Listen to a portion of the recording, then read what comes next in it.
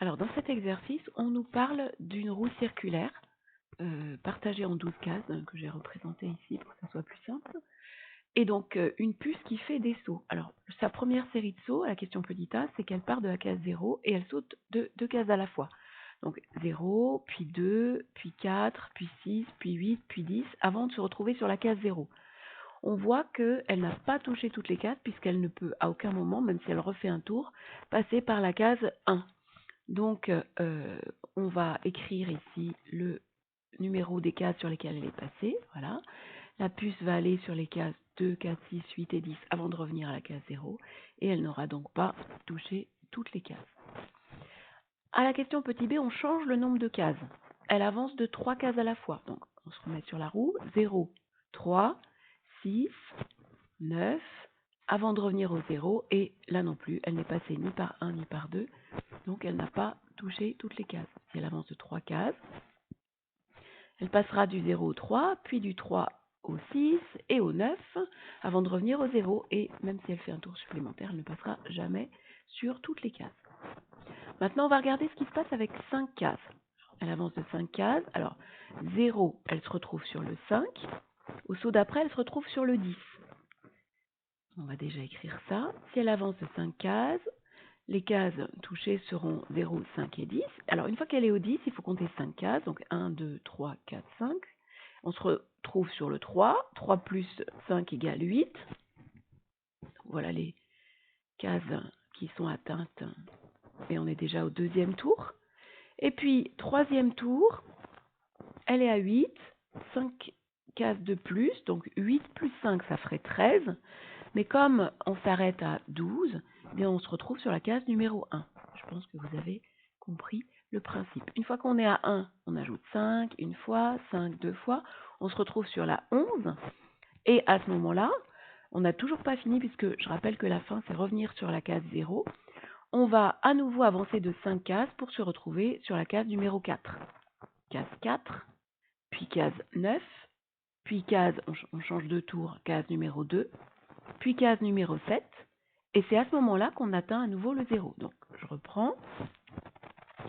4 plus 5 égale 9, plus 5 dans ce système-là, ça fait 2, plus 5, ça fait 7, et 7 plus 5, ça fait 12, et 12 est l'équivalent de 0.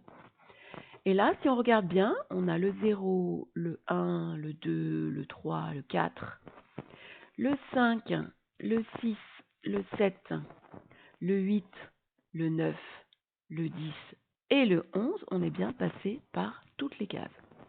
Toutes les cases ont été atteintes. Au bout d'un certain nombre de tours, mais toutes les cases ont été atteintes.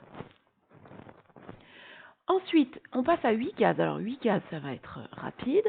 Si elle avance de 8 cases, elle est sur le 0, puis sur le 8 directement, puis sur le 4 et elle retombe sur le 0.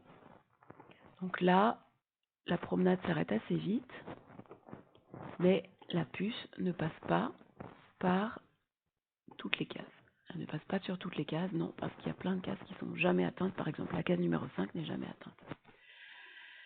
Alors on se demande s'il n'y a pas une règle qui va régir tout ça. Ça te paraît quand même bizarre que parfois ça fonctionne, elle passe sur toutes les cases au bout d'un certain nombre de tours, et parfois elle pourra tourner indéfiniment autour de cette roue sans passer par toutes les cases. Donc on essaye de comprendre pourquoi en suivant les questions, et ça nous amène à une décomposition en produit de facteur premier de 12, qui est le nombre de cases, et de 8, qui est ce cas-là. Alors les autres, on ne les décompose pas en produit de facteur premier pour la bonne et simple raison que 3, voilà, hein, c'est un nombre premier, et 5 aussi. On va voir quelle généralité on peut tirer de ces décompositions. Donc on en est à la question petit c, décomposition. La décomposition en facteur premier de 12, qui est le nombre de cases de la roue. Alors 12, assez rapidement, on se souvient que c'est 4 fois 3.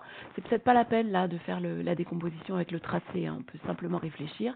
12 c'est 4 fois 3, 3 est premier, et 4 c'est 2 fois 2, 2 est premier, donc on va écrire très simplement que 12 c'est le produit de 2 par 2 et par 3. Pour 8 c'est encore plus simple, 8 c'est 4 fois 2, et 4 c'est 2 fois 2, donc voilà la décomposition en produit de facteur premier de 8.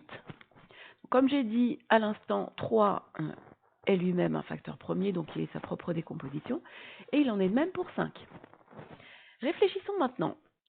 Avec la question D, on nous dit parmi les nombres 2, 3, 5 et 8, qui était le nombre de cases sautées à chaque fois dans les questions précédentes, parmi les nombres 2, 3, 5 et 8, lesquels ont un diviseur commun avec 12 autre que 1. Alors on va regarder, un diviseur commun avec 12 autre que 1. On voit que 8 a un diviseur commun avec 12 autre que 1, puisqu'il y a 2 qui est dans les deux listes.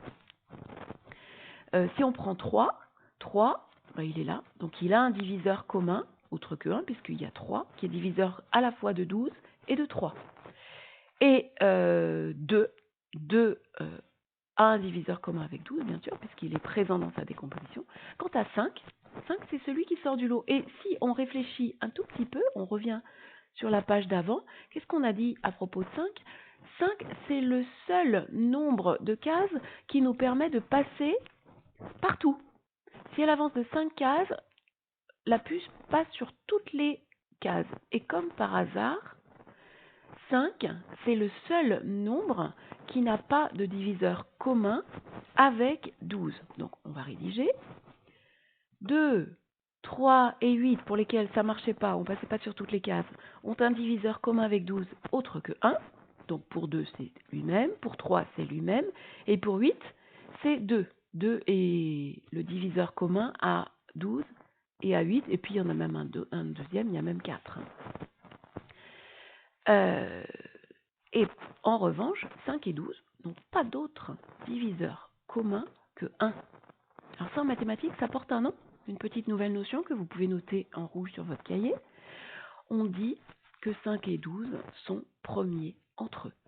Quand deux nombres n'ont pas d'autre diviseur commun que 1, il n'y a que 1 qui est à la fois diviseur du premier nombre et du deuxième. On appelle ça des nombres premiers entre eux. Évidemment, vous sentez le piège à ne pas confondre avec des nombres premiers tout court. 5 est un nombre premier, 12 n'est pas un nombre premier. En revanche, 5 et 12 sont premiers entre eux.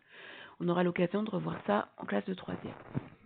Alors, la conjecture qu'on va pouvoir faire, je pense que vous la voyez venir. Avec 2, avec 3, avec 8, on ne passe pas sur toutes les cases. Avec 5, on passe sur toutes les cases. Et on constate que 5 et 12 n'ont pas d'autre diviseur commun que 1.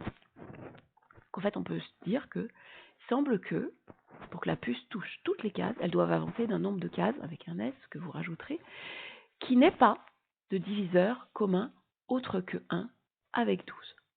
Voilà. Avec un nombre de cases, elle doit avancer d'un nombre de cases qui n'est aucun diviseur commun autre que 1 avec 12. Alors, on peut peut-être essayer de vérifier avec un autre nombre qui n'aurait pas de diviseur commun avec 12, et pas trop grand. Par exemple, si je prends le nombre 7, qui n'a pas de diviseur commun avec 12, on va regarder sur notre roue, 7, donc 0, 7. Alors ensuite, ça fait 14, donc 12, je suis là, 13, 14, je suis ici. Ensuite, 7. Ensuite, à nouveau 7. 1, 2, 3, 4, 5, 6, 7, on est là. Et là, vous voyez que le phénomène qu'on a vu tout à l'heure se reproduit. On est en train, progressivement, de passer sur toutes les cases. Voilà. J'espère que vous avez compris cette correction. Si ce n'est pas le cas, vous n'hésitez pas à m'envoyer une question via Perl Twist. Bonne continuation.